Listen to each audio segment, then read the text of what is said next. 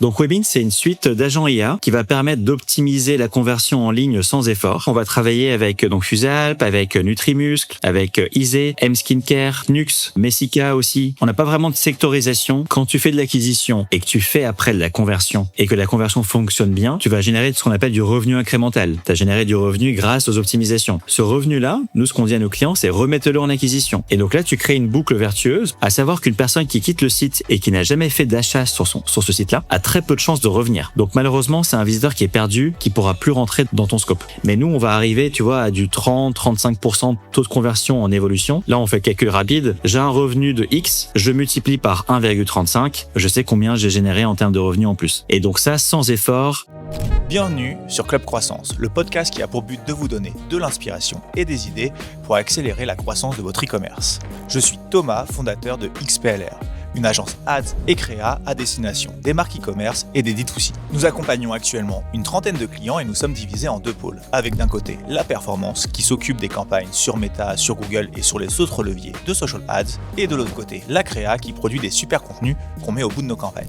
Dans Club Croissance, je m'entretiens avec des experts pour parler de notre passion commune, la croissance et l'e-commerce. Notre objectif sera toujours le même, vous partager des conseils, des bonnes pratiques, des retours d'expérience que vous pourrez appliquer directement à votre marque. Vous pouvez nous voir sur YouTube ou nous écouter sur Spotify et Apple Podcast. Et si ce n'est pas encore fait, je compte sur vous pour vous abonner et en parler autour de vous. C'est le meilleur moyen de nous encourager et nous aider à inviter des experts toujours plus quali. Alors je compte sur vous et je vous souhaite une bonne écoute. Eh bien, Alexandre, ça me fait très plaisir de te revoir dans le podcast avec moi aujourd'hui. On a eu l'occasion, il y a un petit peu plus d'un an maintenant, d'enregistrer un premier épisode ensemble. Moi, depuis, déjà, j'ai eu pas mal de retours sur le podcast qu'on a enregistré ensemble. Je sais que ça fait partie des épisodes qui ont été les plus écoutés. Et j'ai aussi vu que Webin avait beaucoup grandi depuis l'année dernière. Vous avez grandi très vite. Vous faites partie aujourd'hui, dans le challenge des 100 startups dans lesquelles investir. Vous avez participé au one-to-one retail à Monaco, où vous avez été remarqué, notamment avec vos lunettes. Donc je me suis dit, voilà, faut que je réinvite Alexandre, parce que en un an, c'est presque un nouveau Webin qu'on a devant nous, et donc c'est super intéressant de pouvoir en parler ensemble aujourd'hui. Trop cool, merci Thomas en tout cas de prendre un petit peu de temps. Merci à toi d'en prendre aussi, parce que je sais que ton temps est précieux en ce moment avec le développement de Webin. Pour commencer l'épisode, pour ceux qui ne l'ont pas écouté l'année dernière, est-ce que tu peux commencer par nous présenter Webin ? Ouais, bien sûr. Donc Webin, c'est une suite d'agents IA qui va permettre d'optimiser la conversion en ligne sans effort. Donc globalement, on va avoir 3 agents qui vont travailler en continu sur le site, qui vont permettre de comprendre ce qui se passe sur le parcours visiteur, où sont les points de friction, pour ensuite proposer des optimisations à mettre en place via un seul clic, et après personnaliser le parcours en continu.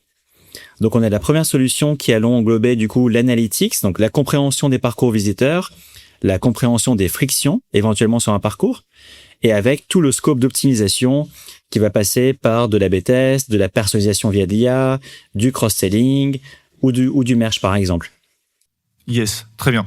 Donc aujourd'hui, on va parler de Webin et donc par effet de rebond, de Conversion Rate Optimization, de CRO.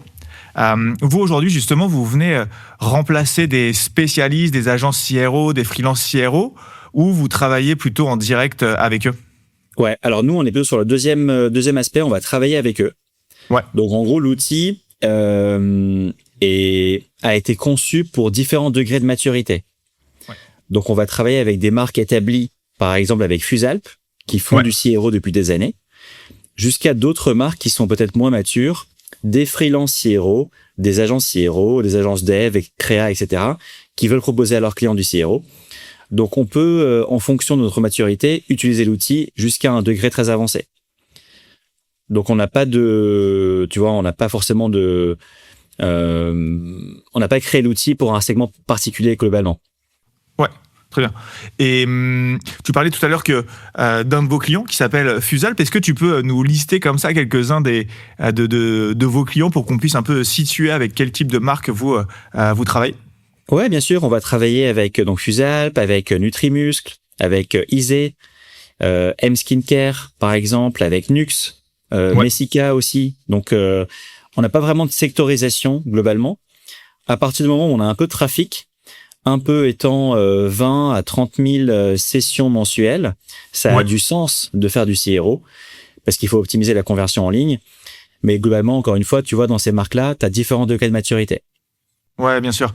Et c'est intéressant ce que tu dis là. Je pense que n'importe quelle marque e-commerce doit faire du CRO. À partir du moment où on se lance en e-commerce, c'est une sorte de contrat à vie qu'on signe sur le fait qu'on doit optimiser en continu son taux de conversion. On n'a jamais un taux de conversion qui peut être peut-être parfois dans la moyenne, mais s'il est dans la moyenne, ça veut dire qu'il y a des taux de conversion qui sont meilleurs et pourquoi pas être le meilleur. Donc vous êtes là pour pouvoir chercher à l'aider. Et donc de ce que tu dis, le seul, on va dire, barrière que vous pouvez mettre à l'entrée sur lequel c'est vraiment pertinent d'utiliser Webin, c'est un volume de trafic qui doit se situer à minima autour des 20-30 000 sessions par mois.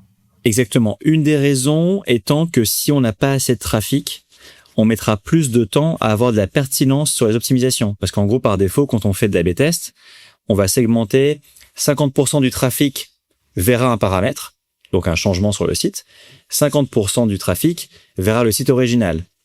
Et donc, si on n'a pas assez de trafic, les modèles ne tournent pas assez vite. Ouais. Et donc, globalement, pour ces clients-là et ces prospects-là, on leur dit, écoutez, c'est super, vous ayez un projet CRO. Pour l'instant, restez focus sur l'acquisition, augmentez le trafic et on se reparle dans quelques mois ou quelques trimestres quand vous avez assez de trafic. Ouais. Et tu parlais tout à l'heure de tes agents IA. J'ai prévu pas mal de questions juste après sur ces différents agents parce que je pense que c'est important qu'on rentre dans le détail pour bien comprendre comment fonctionne Webin, mais aussi au travers du fonctionnement de Webin, il y a plein de choses qu'on peut comprendre sur des tests, des optimisations, des conseils que tu pourrais donner à des e-commerçants même qui n'utilisent pas Webin sur des choses qui peuvent améliorer sur leur taux de conversion. Est-ce que, avant de commencer, pour être sûr que ce soit clair pour chaque personne qui va écouter cet épisode, tu peux nous expliquer simplement ce qu'est le CRO? Ouais. Le CRO, donc, c'est un terme anglais qui veut dire Conversion Rate Optimization. Donc, l'optimisation du taux de conversion. Donc, ça veut dire qu'en gros, c'est un processus qui permet d'augmenter la conversion via différents moyens. Et donc, un des moyens, ça va être d'A/B tester des paramètres sur le site. Ça va être de personnaliser le parcours. Ça va être, par exemple, de faire du cross-selling, donc tous les éléments d'augmentation des paniers moyens. Ouais. L'intérêt, c'est qu'en gros, si par exemple, on a un taux de conversion à 1%, 2%, 3%, c'est qu'il évolue dans le temps. Aujourd'hui, on se satisfait parfois d'un taux de conversion parce que les concurrents ont le même. Mais pourquoi? En fait, aujourd'hui, il faut aller vite, il faut augmenter sa conversion. Si nos concurrents sont à 2% et je suis à 2%, je peux quand même gagner des parts de marché. Et donc, il faut pas se satisfaire du statu quo, il faut se dire, en fait, allez, let's go. Moi, je vais quand même augmenter ma conversion, c'est un enjeu principal. On voit que les coûts d'acquisition augmentent très largement. Je pense que tu dois le savoir mieux que moi, mais globalement, ils ont fait quasiment x3 en quelques années. Donc, il faut optimiser la conversion parce qu'on met des gros budgets d'acquisition et il faut, à la fin de l'année, quand on fait après nos suivis de board ou de récap avec les dirigeants, leur montrer qu'on a mis un budget d'acquisition qui a servi, du coup, à la rentabilité d'entreprise. Donc, c'est un sujet qui est important. Nous, on le voit, en fait, il y a une belle évolution quand même en Europe de l'éducation ou de la maturité sur le sujet. Ouais. On est quand même un peu en retard encore par rapport aux US, par exemple, ou au Canada, qui font beaucoup de CRO. C'est des stratégies qui sont extrêmement imbriquées dans les entreprises. Mais nous, tu vois, même sur 2-3 ans, on voit qu'il y a quand même une augmentation. Les prospects prennent conscience que c'est un sujet aussi important que l'acquisition aujourd'hui. Ouais, c'est clair. Et nous, à l'agence, alors on fait pas de CRO pour nos clients, on peut donner effectivement des conseils, des bonnes pratiques, juger si il est suffisant ou insuffisant, pas juger s'il peut être amélioré ou non, parce qu'il peut toujours être amélioré. Mais je trouve que travailler son taux de conversion, c'est en quelque sorte se faire un cadeau à soi-même, puisque derrière, ça va venir récompenser plus fortement toutes les actions qu'on va mettre en place de l'autre côté. notamment sur la partie marketing et acquisition. On sait que c'est dur aujourd'hui de ramener du trafic dans une boutique. Comme tu le disais, il y a de plus en plus d'annonceurs qui investissent sur Meta, sur Google, sur les autres régies. Donc, ça a tendance à augmenter les coûts de trafic et donc, par effet de rebond, les coûts d'acquisition. Si on veut derrière que ce trafic qui coûte de plus en plus cher, il soit récompensé, il faut d'ailleurs travailler et optimiser en continu son taux de conversion. Et nous, on aime beaucoup nos clients qui, justement, en font une priorité parce que c'est une manière vraiment de travailler main dans la main et d'aller dans la bonne direction et de décupler justement l'impact de chaque effort mis en place. Mais c'est un bon point parce qu'en gros, tu vois, c'est un peu exponentiel parce que Exactement. Quand tu fais de l'acquisition et que tu fais après de la conversion et que la conversion fonctionne bien, tu vas générer ce qu'on appelle du revenu incrémental. Tu as généré du revenu grâce aux optimisations. Ce revenu-là, nous, ce qu'on dit à nos clients, c'est remettez-le en acquisition. Ouais. Et donc là, tu crées une boucle vertueuse parce que du coup, par défaut, tu remets en acquisition, tu devrais avoir plus de trafic. Et plus tu as de trafic, plus tu vas gagner des points de conversion, enfin, du revenu incrémental. Et donc, c'est en fait, à terme, tu vois, au bout de 6 mois, 9 mois, 12 mois, on voit des pics de revenus incrémentaux chez nos clients. Parce que forcément, le CRO, ça prend du temps. Le premier mois ou le deuxième mois, quand on teste, on n'a pas toujours des gains énormes. Par contre, tu arrives à un degré de maturité assez intéressant au bout de 6 à 9 mois. Ouais. Et donc là, c'est là où on leur dit, écoutez, c'est super, remettez en acquisition, on en bénéficiera directement pour nous. Forcément, plus tu as de trafic, plus tu augmentes tu réduis le goulot d'étranglement ou tu augmentes le nombre de personnes qui vont convertir, plus tu génères du revenu, c'est logique. Ouais, effectivement, le taux de conversion peut être à la fois un cercle vertueux ou un cercle vicieux, mais comme tu le dis, plus tu améliores ton taux de conversion, plus tu génères de revenus, donc potentiellement plus de budget pour les mois qui suivent en acquisition, donc plus de trafic, mais aussi potentiellement de meilleures équipes qui vont gérer l'acquisition, des meilleurs créas, etc. Donc, tu améliores un peu tout des deux côtés, et quand tu travailles les deux en même temps, c'est là où tu crées un cercle vertueux. Mais travailler un seul à la fois, c'est souvent s'enfermer dans un cercle où on va avoir un plafond qu'on n'arrivera pas à dépasser et le risque de s'épuiser avec le temps. Exactement. Très bien. Pour terminer quand même sur la partie CRO, je suis la page Webin sur LinkedIn depuis qu'on a enregistré l'épisode l'année dernière, même avant. J'ai vu dernièrement un carrousel que vous avez diffusé. D'ailleurs, je vous recommande d'aller regarder la page LinkedIn de Webin, de vous y abonner, dans le sens où il y a des carousels, des petites vidéos qui sont à la fois simples, mais pas simples négativement, parce qu'elles sont très concrètes et très abordables. Et il y a notamment un carrousel qui m'a interpellé, parce qu'il y a pas mal de stats à l'intérieur que je trouve vraiment intéressantes et dont il faut avoir conscience quand on fait de l'e-commerce. Déjà, la première, c'est que il faut 50 millisecondes pour qu'un visiteur juge votre site. Donc, extrêmement important de pouvoir s'assurer que dès le départ, on va l'orienter dans la bonne direction. Autre stat que je me suis noté, c'est 73% des visiteurs partent si l'expérience est trop générique. Donc ça aussi, c'est important à avoir en tête. La stat, moi, qui m'a peut-être le plus frappé, c'est 70% des paniers sont abandonnés. Ça, c'est énorme. Enfin, c'est énormément d'argent laissé sur la table si on n'en prend pas soin. Et que vous pouvez avoir plus de 34% de conversion avec un call to action qui est bien contrasté, bien travaillé. C'est intéressant, en fait. Donc, les deux premiers points que tu mentionnes ici, ça va être l'intention. Donc, le nombre de millisecondes qui est extrêmement faible, du coup. Donc, c'est-à-dire qu'en fait, une personne arrive à savoir assez rapidement si elle va acheter ou au moins continuer sur le parcours. Ouais. Nous, on le voit, en fait, sur les temps de session. Parce que du coup, on va pas traquer que la conversion. La conversion, c'est la finalité. Mais il y a plein de choses qui se passent avant la conversion, mais bien évidemment. Les temps de session, des taux de rebond par page, des taux de scroll, des taux de clic, etc. Et en fait, on voit que le temps de session diminue globalement chez tous nos clients. Ça veut dire qu'en fait, les visiteurs prennent une décision beaucoup plus rapidement. Ouais. Notamment chez les nouvelles générations qui vont prendre une décision plus vite ou au moins se lasser plus rapidement. Ouais. Donc, il faut capter l'attention rapidement et les engager dans le parcours. Si on le fait pas, on perd le visiteur. Et donc, nous, on voit souvent, par exemple, des sites où on a une énorme hero banner qui prend énormément de place. Et donc là, très simplement, regardez le site sur mobile. S'il faut scroller, tu vois, un petit peu, bah, tu perds si c'est pas captivant ou intéressant pour ce visiteur-là, la personne quitte le site. Ouais. Et comme tu le dis, il y a quasiment 80%, 75% de taux de rebond. Ça veut dire qu'en fait, t'as fait un effort d'acquisition important, t'as mis en place des budgets, t'as pensé à tes campagnes, la personne arrive sur le site, c'est super. Mais là, en fait, malheureusement, si on n'a pas l'attention, si on personnalise pas le parcours, si on capte pas l'attention, on a un taux de rebond très élevé. À savoir qu'une personne qui quitte le site et qui n'a jamais fait d'achat sur ce site-là a très peu de chances de revenir. C'est assez logique, mais il faut le savoir. Donc malheureusement, c'est un visiteur qui est perdu, qui pourra plus rentrer dans ton scope. Et sur les derniers éléments, par exemple sur le CTA, on le mentionnait parce que c'est intéressant. Certaines optimisations parfois peuvent paraître simplistes, mais avoir un impact énorme. Donc on va avoir des optimisations qui seront très structurantes sur des pages.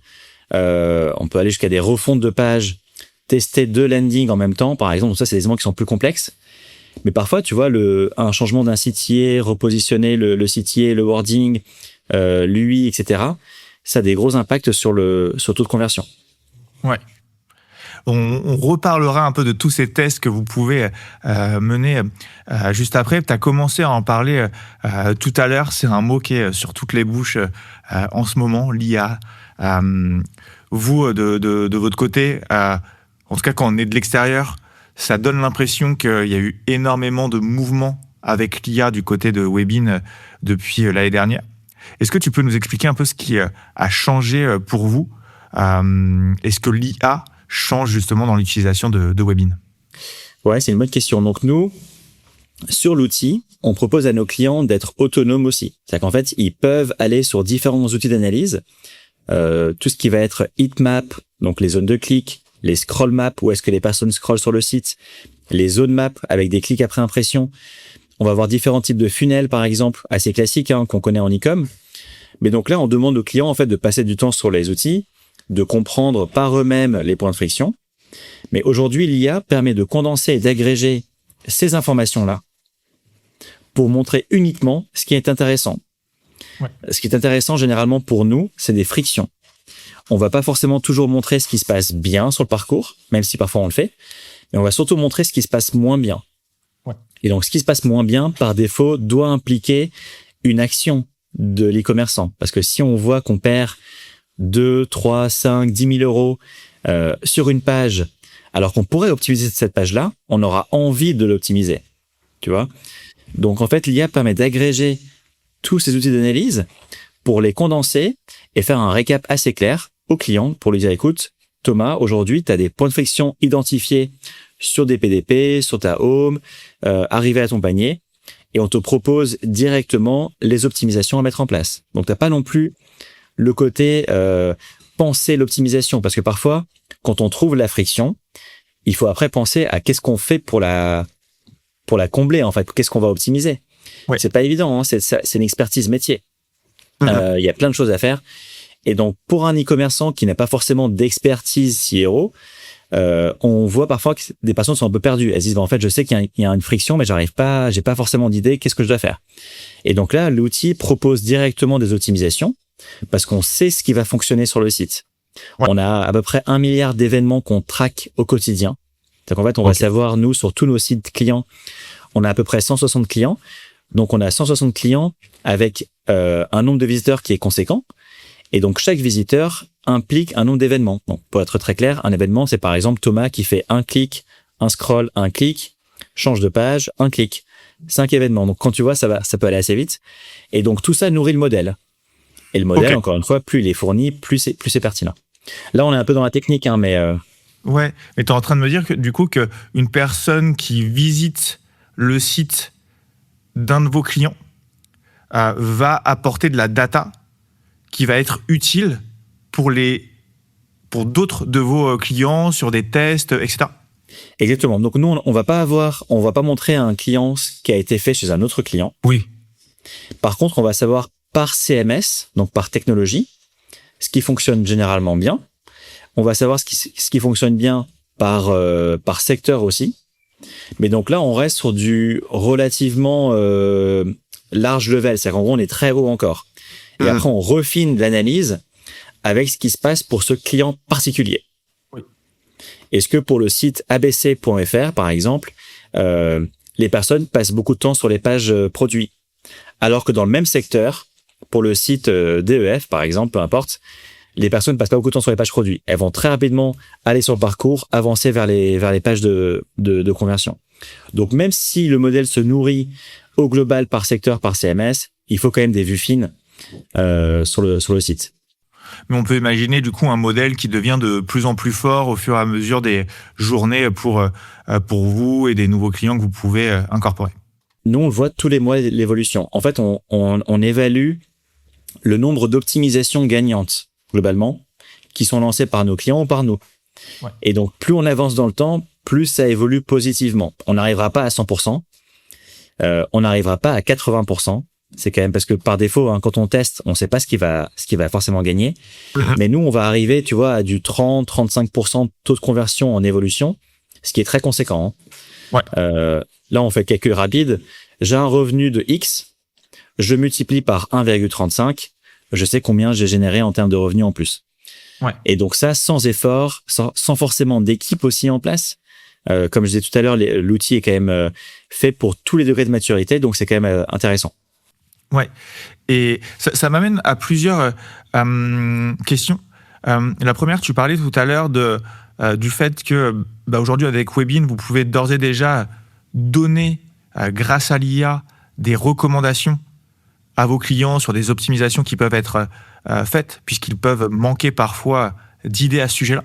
Est-ce que toi, première question, tu vois d'autres goulots d'étranglement du côté e-commerçant sur des sujets sur lesquels ils peuvent bloquer pour améliorer leur taux leur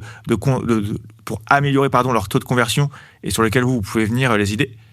Et l'année dernière, lors de notre échange, quand tu présentais Webin, il y avait aussi quand même une notion de spécialiste CRO de votre côté qui était là pour pouvoir aussi accompagner vos clients. Est-ce que ces spécialistes existent toujours aujourd'hui chez Webin ?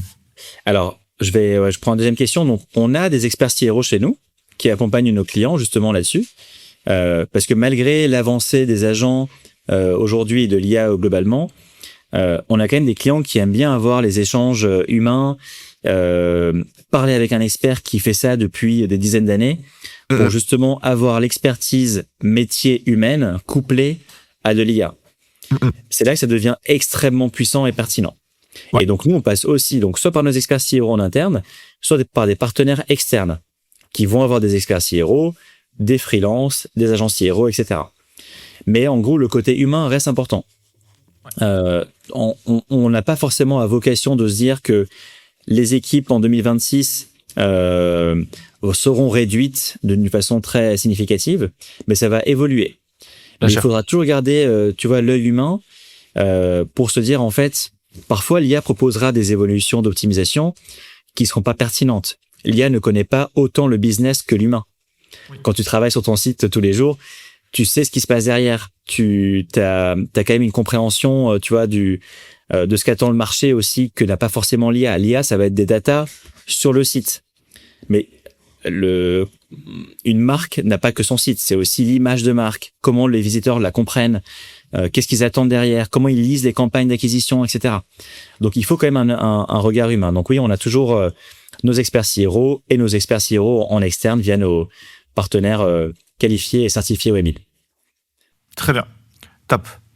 Et du coup, ma première question avant celle-ci, c'était au niveau des goulots d'étranglement chez vos clients. Il y a le premier goulot d'étranglement qui est celui de manquer d'idées à mettre en place. Est-ce que toi, t'en vois d'autres comme celui-ci qui peuvent empêcher un e-commerçant d'aller vraiment faire ce travail de CRO ? Bien sûr. Alors, il y a plusieurs goulots d'étranglement. Le premier, on l'a un peu mentionné, c'est l'analyse comportementale, donc comprendre la data. Qu'est-ce que font les gens sur le site ? Pourquoi ils font comme ça ? Pourquoi ils ne font pas comme ça ? Alors, j'aurais bien aimé qu'ils fassent ça. Deuxièmement, une fois qu'on a vu des frictions, c'est penser l'optimisation. C'est un métier à part. Hein. Et troisièmement, c'est intégrer les optimisations. Donc là, généralement, il faut passer par des développeurs. Ouais. Et donc aujourd'hui, nous, ce qu'on a fait, c'est que sur une très grande majorité de nos optimisations, on peut les faire via l'IA. Donc ça veut dire qu'en fait, tu peux prompter. Donc prompter, ça veut dire c'est une discussion en langage naturel. C'est quand on parle avec ChatGPT, avec Gemini par exemple, ou avec Claude. C'est comme on parlerait avec un humain et on va lui dire, écoute, change-moi le thème de mon site en mettant un thème Harry Potter par exemple. Et donc là, tout le site va changer. Et donc ici, on gagne quand même beaucoup de temps. Ça remplace pas les développeurs qui seront toujours pertinents pour des changements très complexes ou très structurants, mais on gagne du temps parce que les développeurs n'ont pas que comme enjeu d'intégrer des A/B tests. Et donc un des goûts d'étranglement, c'est souvent des e-commerçants qui sont un peu frustrés parce que leurs développeurs n'ont pas forcément le temps d'intégrer les optimisations. Et donc on prend du retard sur la roadmap et on voit qu'en fait à la fin de l'année, on voulait lancer par exemple 20-30 optimisations, on a réussi à en faire que 4-5. Ouais. Parce que, donc voilà, donc ça c'était un goût d'étranglement. Le quatrième, c'est en fait la compréhension de ce qu'on a fait. Donc il faut passer du temps sur les optimisations qui ont été lancées, pourquoi elles sont gagnantes, pourquoi elles sont perdantes. Ouais. Quand c'est perdant, ça n'a pas d'impact sur le revenu malheureusement, mais c'est extrêmement important. Ouais. Parce qu'en fait, on va savoir ce qui fonctionne pas sur le site. Donc, avant d'intégrer un changement, on voit souvent, je vais lancer une refonte, je fais une refonte partielle, j'ai fait un bench concurrentiel, j'ai vu qu'un concurrent avait ces éléments-là en place, on va faire pareil, c'est super. Oui, mais ça peut être relativement risqué. Parce que ce qui se passe sur le site de votre concurrent, en termes de comportement de visiteurs, est peut-être très différent du vôtre. Et donc, on voit parfois des prospects qui ont fait des refontes, ils sont super contents, et ils voient qu'en fait, leur métrique et leur KPIs chutent. Parce que leurs visiteurs n'attendaient pas ça. Ce qui est esthétique n'est pas forcément pertinent niveau performance. Donc, c'est un levier qui est pas toujours évident à percevoir, mais nous, on le favorise, et on leur dit, testez avant d'intégrer après en dur des changements plus structurants ou plus globaux. Ouais, bien sûr. Et c'est là où je trouve que vous êtes vraiment super intéressant. C'est effectivement dans cette rapidité, et notamment le fait de pouvoir faire beaucoup de tests. Parce qu'on peut être tenté parfois de se dire, j'ai un concurrent qui semble être plus fort que moi, bah, je vais faire la même chose que lui, parce que si ça fonctionne pour lui, c'est que ça va fonctionner pour moi. Mais ça se serait, je pense, avec les années, s'il suffisait de faire ça, s'il y avait des structures qui avaient de simples structures à suivre. Je pense avec le temps, avec tous les spécialistes, on aurait identifié effectivement des manières de fonctionner un peu universelles. Il y en a certainement quelques-unes, mais d'une manière générale, effectivement, c'est souvent beaucoup plus compliqué que ça. Et donc là, vous permettez d'aller mettre davantage de facilité, d'agilité dans cette optimisation-là. Bah, par défaut, s'il y avait une recette facile à appliquer, tout le monde l'appliquerait. Ouais. Et du coup, il y aurait plus de recettes, puisque tout le monde, on serait sur un niveau systématique de site. Donc, globalement, ça n'a pas beaucoup d'intérêt. Chaque site est très spécifique. On encourage tout le monde, même de votre côté, à comprendre ce qui se passe sur le site, regarder un peu la data, et après optimiser. Le bench, c'est très bien, ça donne des idées, mais c'est pas le levier principal pour optimiser son parcours. Ouais. Et donc, tu nous as déjà pas mal parlé du fonctionnement de Webin. Pour bien comprendre aujourd'hui comment vous êtes structuré et ce qui se passe quand un utilisateur utilise Webin. Et puis, en plus de ça, je pense que, comme on le disait au début de l'épisode, expliquer comment vous fonctionnez, c'est aussi donner en même temps des bons conseils sur du CRO. Mais aujourd'hui, donc, vous êtes construit autour de 3 agents IA principalement, qui vont fonctionner main dans la main. Est-ce que tu peux nous les représenter, s'il te plaît ? Oui, bien sûr. Donc, il y a 3 agents. Le premier, c'est l'Insight Agent, donc l'agent informationnel qui va, lui, passer son temps sur le site, en continu, sur toutes les pages du site, et chercher des frictions identifiées. Ouais. Et donc, une friction, ça va être, par exemple, un taux de rebond très, très élevé à un endroit d'une page. Ça va être par exemple un taux d'ajout au panier qui baisse sur une page produit particulière, etc. Et donc lui, sa seule mission, c'est pas de montrer au client ce qui se passe bien sur le parcours, c'est uniquement de montrer ce qui se passe pas très bien. Okay. Et lui, cet agent d'insight, il s'arrête là. Je donnerai un exemple juste après pour qu'on soit un peu dans du concret. Mais cet agent d'insight, il s'arrête là. Une fois qu'il a identifié une friction, si le client comprend la friction et se dit, en fait, c'est quand même hyper pertinent, je devrais l'optimiser, on a un petit bouton pour lancer l'optimisation via un clic. Et donc, l'Insight Agent fait le pont avec le deuxième agent, qu'on appelle le Coding Agent. Le Coding Agent, donc l'agent de code, lui, sa seule mission, c'est de créer l'optimisation via du code. Une fois que le client est satisfait, il peut lancer le test. Donc, en appuyant sur un bouton, l'optimisation est lancée et du coup est visible pour des visiteurs en live. Et du coup, là, on a le troisième agent qui intervient, qui est intéressant, c'est l'agent de personnalisation. L'agent de perso, ce qu'il va faire, c'est qu'il va prendre l'optimisation qui a été lancée par le coding et il va le montrer à différents segments de population. Il va le montrer, par exemple, aux personnes de campagne méta sur mobile qui viennent pour la première fois sur le site, jusqu'à des personnes en recherche organique, par exemple, qui viennent plusieurs fois sur le site et qui sont sur desktop. Ouais. Et en fait, on a trois segments principaux que je vais mentionner, plus les pays aussi. Nos clients qui sont internationaux, parfois aussi, qui ont des différents pays. Forcément, entre l'Allemagne, la France, l'Espagne et le Royaume-Uni, on a des comportements différents. Donc, l'agent de perso, lui, ce qu'il fait, c'est qu'il va toujours montrer en continu différents éléments à différents segments de population et voir ce qui fonctionne bien. Si ça fonctionne bien, on va augmenter le nombre de personnes qui verront ce paramètre-là. Et à l'inverse, ça fonctionne pas bien, on va réduire. Donc, le fait d'avoir les trois en continu, c'est hyper puissant parce qu'en fait, on n'a rien eu à faire. Ouais. À part se connecter sur la plateforme, voir la friction, se dire, c'est quand même une friction importante. Je veux lancer cette optimisation-là. Je lance l'optimisation, ça prend un clic et après, c'est terminé. Donc, tout le process historique de data, d'aller sur un outil d'analyse, comprendre la friction, penser l'optimisation, l'intégrer avec les développeurs, suivre le test, etc. C'est fini aujourd'hui. On peut le faire en 4-5 minutes. Ouais.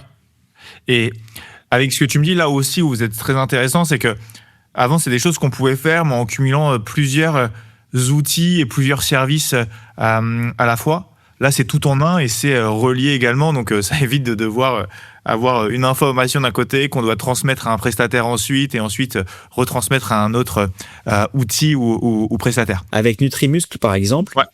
L'Insight Agent a détecté qu'il y avait quand même beaucoup de passages par la search sur des produits spécifiques, par exemple de whey, etc., que les personnes avançaient sur le parcours, revenaient en fait sur la home, repassaient par la search et quittaient le site éventuellement.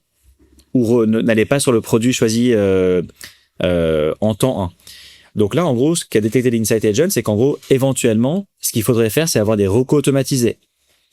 Donc, t'écris par exemple, tu vas sur whey protein, tu fais ton parcours, t'avances sur la page produit avec la protéine, avec la whey protein, tu reviens, tu vas sur la home, tu regardes un peu les produits, tu regardes des éléments de réassurance, tu dis en fait, Nutrimus, c'est quand même un site qui est super, je suis hyper rassuré, je veux revenir sur le produit historique. Et il n'y avait pas forcément de recos automatisés. Donc, en écrivant WH, on n'avait plus les recommandations. Donc, simplement, le Coding Agent a remis des recos automatisés. Donc, en écrivant WH, on avait la whey protein qu'on avait sélectionnée auparavant. OK. Ça semble simple, mais il faut le savoir, du coup. Ouais. Ouais, effectivement, il faut le savoir. Donc, déjà, il faut pouvoir l'analyser. Ce qui est assez dingue derrière, c'est qu'au-delà de l'analyser, du coup, l'agent a construit la solution. Et ensuite, si je comprends bien, ça a été testé. C'est-à-dire qu'il y a eu un panel de visiteurs, on va dire 500 visiteurs qui ont eu cette optimisation-là, les autres qui sont restés sur la précédente version, et ça vous a permis de voir laquelle des deux versions fonctionnait le mieux. Exactement. Et donc ça, c'est des tests qui sont faits en continu. C'est assez bluffant quand on en parle comme ça, c'est presque un outil rêvé. Et petite question un peu pratique, comment ça se passe au niveau du coding ? Est-ce que ça peut s'enclencher de manière autonome, ou est-ce que derrière il y a une sorte de, je reçois un email en quelque sorte avec voilà ce qu'on propose comme optimisation, voilà les templates de ce qu'on te propose, sélectionne et ensuite on lance le test ? Ouais. Alors en 2026, il n'y a pas assez de maturité et nous on n'a pas forcément envie de le faire, donc on va jamais lancer une optimisation sans accord du client. le client va toujours valider l'optimisation. Ok. Petite question, comment il la valide? Est-ce qu'il se connecte à l'interface Webin et il y a en quelque sorte un menu où il y a toutes les optimisations à valider? Enfin, comment ça se passe? Mais il y a deux moyens. Soit il se connecte par défaut sur la plateforme, il va sur la partie Insight Agent et du coup, il ou elle va sur la partie Insight Agent et voit du coup tous les insights qui ont été générés. On peut les régénérer, on peut choisir une page en question, on peut choisir un device en question, peu importe. Ou en fait, c'est un push mail, on va dire « Hello Thomas, tu as une friction identifiée sur cette page-là. Voici la friction, voici l'optimisation qu'on aimerait mettre en place et voici le gain potentiel. » Le gain potentiel, c'est pas un calcul très savant, c'est le nombre de visiteurs qui sont associés à cette page-là fois le panier moyen des commandes. Ok. Et donc, on estime éventuellement qu'en augmentant un peu la conversion ici, quel serait le gain? Ok. Donc, soit on est autonome, on va sur la plateforme, soit on reçoit un mail, on se dit, en fait, je perds quand même 3-4 000 euros par semaine ici. Ça serait intéressant de l'optimiser. Ok. Très bien. Très intéressant cet exemple de Nutrimuscle. Je pense que ça va parler à pas mal d'auditeurs. Est-ce que tu as un autre exemple comme celui-ci à nous partager? Je reprenais les clients que j'ai mentionnés. Donc, j'ai mentionné Fusalp. Ouais. Intéressant aussi sur la partie Insight Agent et Coding Agent, ce qu'on a fait avec eux. Ouais. C'est qu'en gros, avec Fusalp, t'as les visuels des personnes qui portent les produits. Donc, t'as le visage humain. L'Insight Agent détectait en fait des taux de clics sur les pages, sur les fiches, en fait, des humains qui portaient les produits Fusalp, mais pas forcément d'achat toujours. Okay. Et donc, ce que l'Insight Agent a proposé, c'est d'éventuellement changer les images, sans forcément changer le produit, mais en montrant ce qu'on appelle du ghost. C'est-à-dire qu'en fait, on n'a plus le visage humain qui apparaît, c'est juste le produit qui apparaît. Et donc là, le Coding Agent, par défaut, a proposé soit l'humain qui porte le produit, soit du coup le produit porté en ghost, ce qu'on appelle en fantôme, au client. Et là, on a eu un pic énorme de conversion sur la partie ghost, qui est un peu contre-intuitive. Hein. Ouais. Parce qu'on estime aujourd'hui de plus en plus qu'il faut voir des vidéos, des visuels, etc. Mais là, le ghost a très bien marché. Ouais, et c'est là où c'est de nouveau super intéressant, parce que comme tu le dis, c'est contre-intuitif. On pense qu'il faut mettre de l'humain, et pour certains autres e-commerce, peut-être que pour certaines catégories de produits, c'est ce qu'il faut sur le site de Fusalp. Et là, sans l'avoir testé, on n'aurait jamais pu le savoir. C'est ça. Combien de temps ça met justement une optimisation comme celle-ci à mettre en place, à analyser, à coder et ensuite à tester? Alors, avec nous, pour la lancer, ça va prendre 3-4 minutes. Hein, ouais. Globalement. Okay. Une fois qu'on appuie sur le bouton pour lancer l'optimisation en un clic, c'est pas instantané, ça prend pas 1 seconde ou 2 secondes. Il y a quand même beaucoup de travail qui est fait par le Coding Agent. Et après, il faut attendre généralement à peu près 14 jours, une quinzaine de jours globalement, pour avoir assez d'informations, assez de data, donc assez de visiteurs sur la page ou sur l'optimisation, pour être certain que le test est gagnant ou perdant. Ok. Donc on le saura jamais en quelques jours, hein, c'est assez rare, mais la moyenne un peu grossière, ça va être 14 jours. Et est-ce que vous faites plusieurs tests en même temps sur un e-shop? Alors, on peut faire plusieurs tests en même temps sur un e-shop, pas sur les mêmes pages. Sinon, on va cannibaliser la performance des optimisations. Parce que éventuellement, si un visiteur voit 2 changements et achète, convertit in fine, on ne saura pas si c'est le changement 1 ou le changement 2 qui lui a permis d'avancer ou d'acheter. Donc, toujours bien respecter ça. Et c'est pour ça qu'en fait, avoir un expert SEO, c'est quand même bien aussi. Parce que on le voit sur des sites de clients qui ne travaillent pas chez nous, qui a un très gros volume d'optimisation. Et quand on regarde, en fait, premièrement, ça peut impacter la web perf, d'avoir trop d'optimisation en cours. C'est pas très pertinent. Et deuxième élément, c'est qu'on va jamais vraiment avoir de visu sur ce qui a fonctionné ou pas. Ouais. On va savoir que la conversion a éventuellement augmenté de 5%, mais est-ce qu'on a un test qui fait plus 10, un qui fait 0? On le saura pas. Ouais. Donc, toujours bien cadrer ça. C'est pas évident hein, quand on n'a pas d'expertise métier, donc c'est bien d'avoir un expert SEO qui accompagne là-dessus en plus. Ouais, effectivement. Et donc la reco, c'est de s'armer de patience et possiblement de faire un test à la fois. Exactement. Et donc, à partir de combien de temps d'utilisation on commence à avoir de vrais changements avec Webin? Alors nous, on voit les plus gros leviers à partir du 9e mois, 8e, 9e mois. Ok. Donc c'est pas instantané. Bien sûr. Après, ça dépend encore une fois du trafic. Si on a beaucoup de trafic sur le site, forcément, ça va un peu plus vite. Mais généralement, à peu près 7, 8, 9 mois, on commence à être bien. On a un bon degré de maturité. On a lancé plusieurs cycles d'optimisation. Forcément, si ça prend 14 jours, on peut avoir 2 cycles par mois. Donc, tu vois, 7 x 2, 14, tu as 14 cycles d'optimisation, ça commence à être bien. Et c'est là, en fait, que tu génères du revenu incrémental, que la machine est lancée, que ça fonctionne très bien. Top. Donc là, on a parlé de 3 agents. L'agent Insight, l'agent Coding et l'agent pour faire des tests. Est-ce que aujourd'hui la boucle est bouclée avec ces 3 agents ou est-ce que vous avez en tête d'autres agents que vous aimeriez lancer prochainement? Alors, on sera plus sur un aspect agentique uniquement sur le site. En gros, il va y avoir des agents qui vont pouvoir communiquer avec les agents des clients finaux. Ok. Toi, par exemple, tu vas, Thomas, sur ChatGPT, tu vas vouloir demander une question à un chat, par exemple d'acheter un nouveau t-shirt ou une nouvelle chemise, être recommandé sur des sites existants. Ouais. Et ces sites existants-là devront avoir un agent qui communique avec l'agent du client aussi. Donc en fait, c'est relativement illimité. On a un gros enjeu sur la personnalisation aussi. On met beaucoup d'efforts là-dessus. Parce qu'en fait, et tu l'as mentionné il y a quelques minutes, l'intention en termes de temps passé sur les sites baisse. Les taux de rebond évoluent. Et donc, il faut absolument avoir des sites qui sont personnalisés pour les clients. Ouais. On ne croit plus maintenant au standard marché. Ce qui marche pour Thomas marche pour Alexandre. C'est plus forcément vrai. Il faut que Thomas, il ait un site spécifique pour lui. Parce que Thomas, s'il va sur un site de fashion, porte tel type de taille, aime tel type de chemise avec tel type de couleur. Ouais.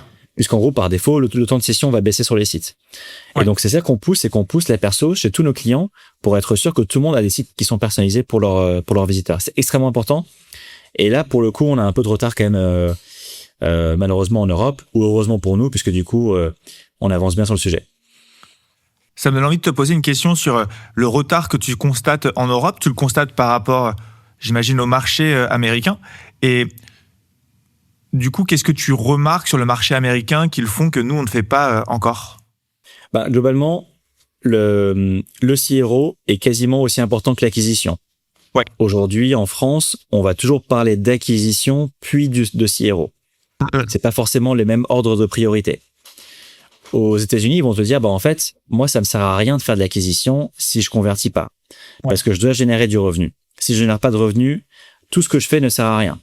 Parce que tout ce qu'on fait aujourd'hui quand on est e-commerçant, l'intérêt final, malgré tout, c'est de générer du revenu. Via différents moyens, faire du CRO, faire de l'acquise, faire de la feed, avoir un bon PSP pour augmenter son taux d'acceptation, etc. Tout ça, c'est des moyens. Mais la finalité d'une entreprise, malgré tout, c'est de générer du revenu. Ouais. Et donc, aux US, ils te disent, en fait, nous, le CRO, c'est primordial. Donc, il n'y a pas de travail d'éducation forcément à faire là-dessus. En France, par exemple, on le fait encore un peu. Pourquoi faire du CRO? C'est important. Il faut optimiser la conversion. Et donc, en fait, on le voit dans les ratios de budget qui sont mis en place. Le ratio de budget d'acquisition versus CRO en France, par exemple, est énorme. C'est-à-dire qu'en fait, pour chaque euro que tu mets en conversion, tu vas avoir, par exemple, 100 ou 1000 euros mis en acquisition. Ouais. Alors que là-bas, le ratio est réduit. Ça peut être réduit de par 10. Hein. Ouais. C'est-à-dire qu'en fait, pour chaque euro que tu mets en conversion, tu vas, par exemple, mettre 50 euros d'acquisition ou 80 euros d'acquisition ou 100 euros d'acquisition. Mais tu n'auras jamais 1 pour 10 000 ou 1 pour 100 000, comme on peut voir en France. Ouais, ce qui est finalement du bon sens.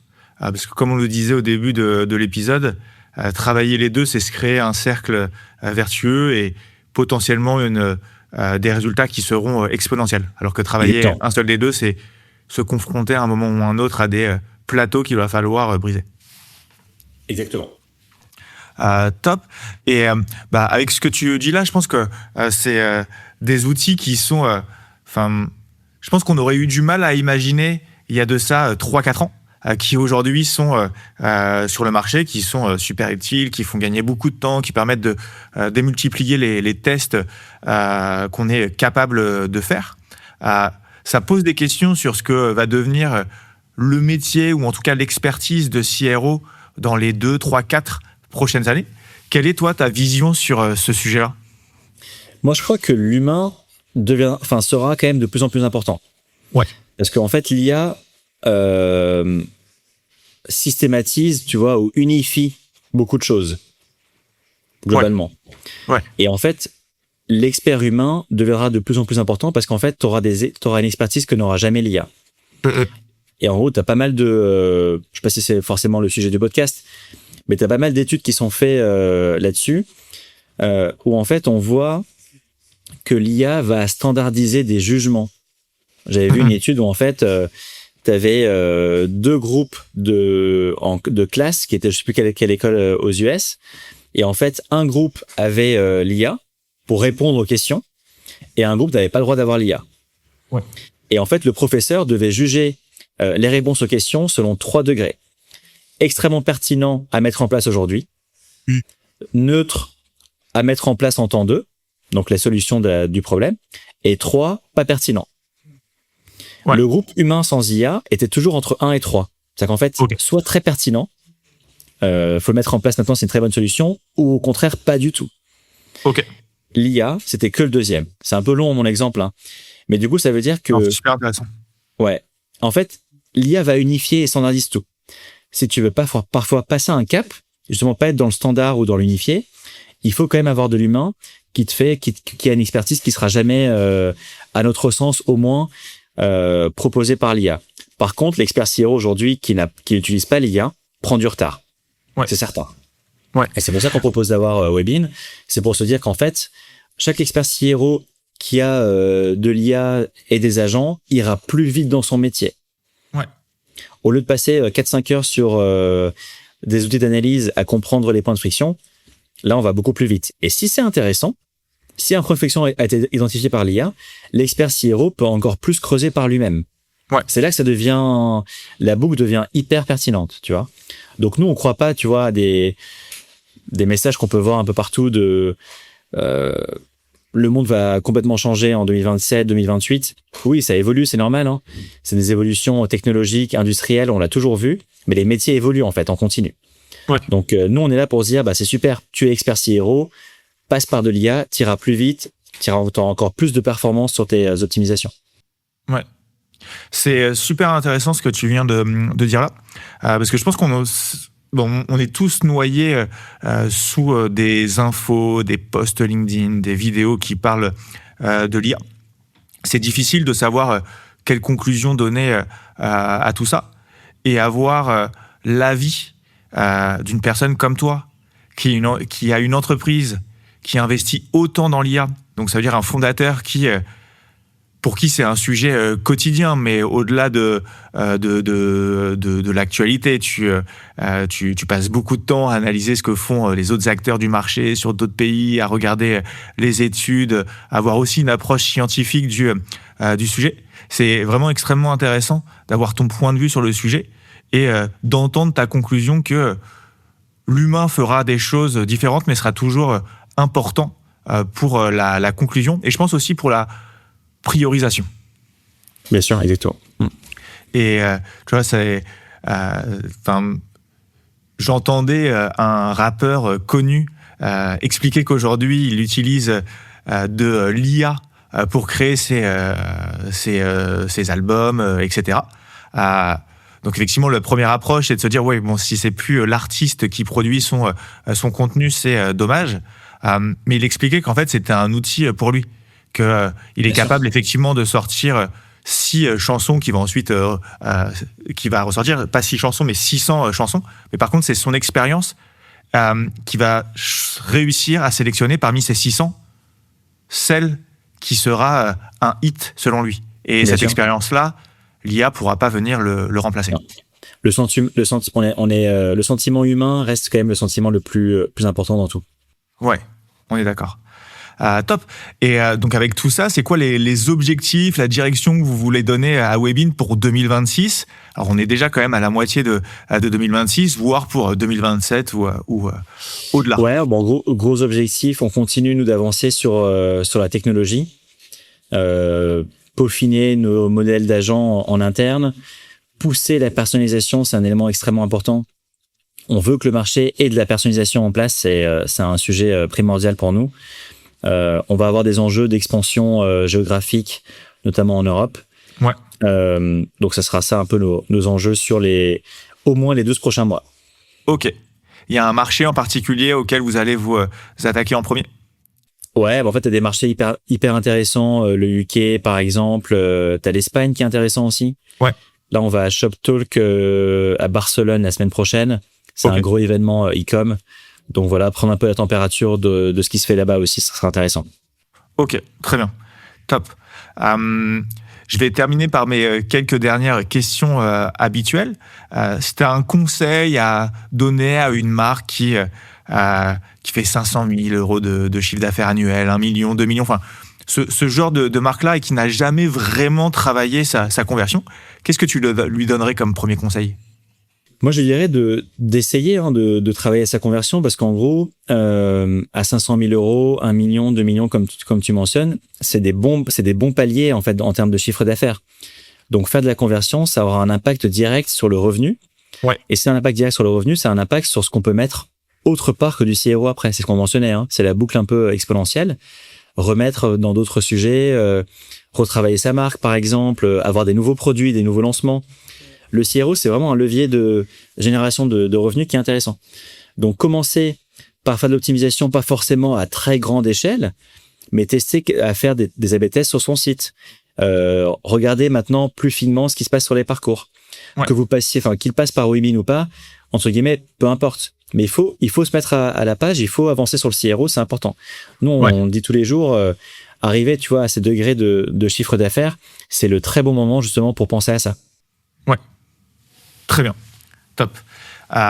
Et ma dernière question habituelle, est-ce que tu aurais un invité à me recommander dans ce podcast pour parler d'e-commerce et de tous les sujets qui gravitent autour? Alors, on a parlé de Nutrimuscle. Ouais. Donc, je pense que ce qui serait super, c'est que tu aies Guillaume, qui est le Chief Digital Officer de Nutrimuscle, qui a une expertise de dingue sur l'e-com et qui, en plus, est très sympa. Donc, ça serait super. Top. Et tu peux compter sur moi pour utiliser cette fin de podcast pour aller lui écrire et lui proposer d'intervenir dans le podcast. Okay. C'est chouette. Vraiment, merci beaucoup, Alexandre, d'avoir accepté de revenir sur le podcast. Merci à toi. Comme l'année dernière, c'était un échange très intéressant, très opérationnel, mais c'est le but de ces échanges-là, c'est de pouvoir avoir écouté un épisode et ressortir avec des idées, des solutions à mettre en place pour son propre e-commerce. Et je pense qu'aujourd'hui, tu en as donné vraiment beaucoup. Merci à toi, en tout cas, Thomas, pour ton temps. C'est super de te revoir. Merci beaucoup, Alexandre. Merci d'avoir écouté cet épisode de Club Croissance. Si cet épisode vous a plu et pour ne pas rater les prochains, pensez à vous abonner à la chaîne YouTube ou au podcast sur Spotify et Apple Podcast. C'est le meilleur moyen de nous donner de la force et de nous aider à trouver des experts toujours plus quali pour intervenir. Pour des conseils quotidiens sur l'e-commerce, l'ADS et la créa, vous pouvez également me suivre sur LinkedIn. Et si vous voulez qu'on parle directement de votre marque et de vos enjeux, n'hésitez pas à vous rendre sur notre site internet et à prendre directement rendez-vous. Tous les liens sont dans la description. Merci pour votre soutien et à très bientôt pour un nouvel épisode de Club Croissance.